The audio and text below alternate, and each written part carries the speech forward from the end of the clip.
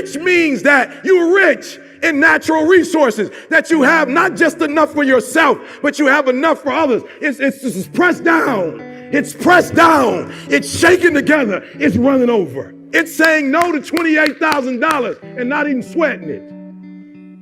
Knowing that in God's time, you're going to wake up and then 24 hours later, you're going to double it. What do you do? What do you do? What do you do on the earth that you're so needed down here? What do you do that if you die, that like Martin Luther King, they still be celebrating your birthday? What do you do, Mother Teresa, that you dead and you still come on People magazine, top 100 people in the world? You've been dead for years. Why are there people who are living who ain't making the magazine? Give your content to the world and you'll become #1 in it.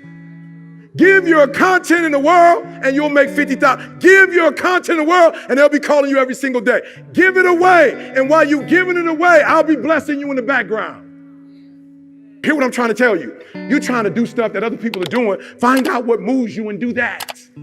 Because if it moves you, I guarantee you it's going to move the people you're trying to attract. Are you hearing what I'm saying? Some of y'all doing stuff that don't move you. But the reality is when you do what you are authentically created to do, you make more money and your influence is different.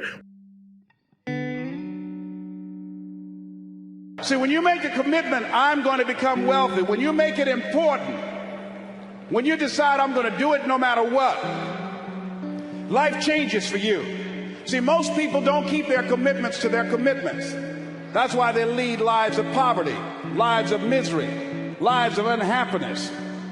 Socrates said the uncommitted life isn't worth living.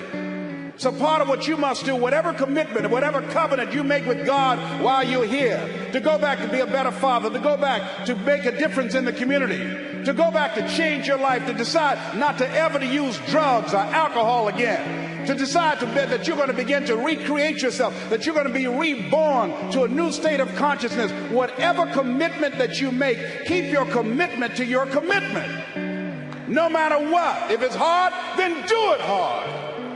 But keep your commitment to your commitment. Commit thy works. It pluralized. There's an S there. I learned this from Bishop. You got to watch these things in Scripture. Just can't go on the surface. There's an S. Didn't say commit thy work, whatever task, whatever talent, whatever skill, whatever knowledge you have, and begin to make money doing that, making a difference, impacting people's lives. But commit thy work. So there's two kinds of work.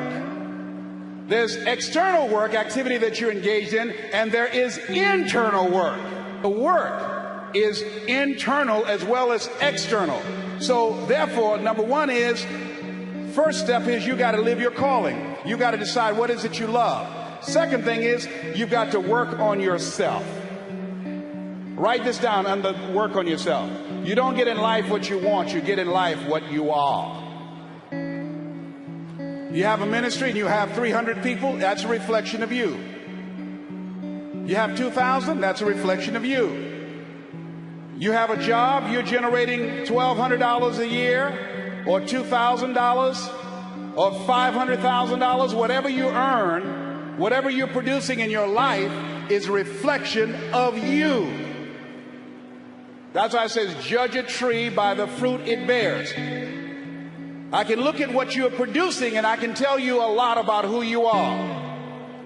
And if you look at people who are living below their potential and sinning, and sin in the Aramaic language means falling short of the mark. I asked the question earlier, how many of you have goals? You raise your hands. How many of you know if you had your life to live over again, you can do more than what you've done? The majority of us raise our hands.